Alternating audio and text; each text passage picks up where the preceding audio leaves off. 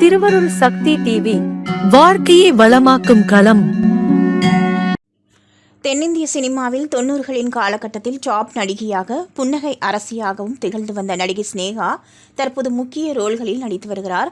தெலுங்கு, தமிழ் மொழிகளில் குணச்சித்திர ரோலிலும் நடித்து வந்த ஸ்னேகா விஜயுடன் கோட் படத்தில் ஜோடியாக நடித்து அனைவரது கவனத்தையும் ஈர்த்தார். சமீபத்தில் நடிகை ஸ்னேகா அளித்த பேட்டி ஒன்றில் புதுப்பேட்டை படத்தின் போது தான் கஷ்டப்பட்டது குறித்து பகிர்ந்துள்ளார்.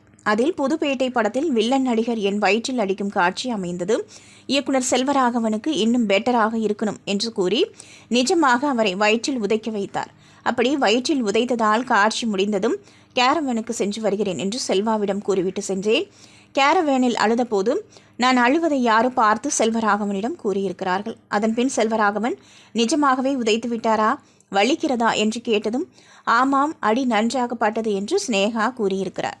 திருவருள் சக்தி டிவியை லைக் பண்ணுங்க, சப்ஸ்கிரைப் அண்ட் பெல் பட்டனை கிளிக் பண்ணுங்க.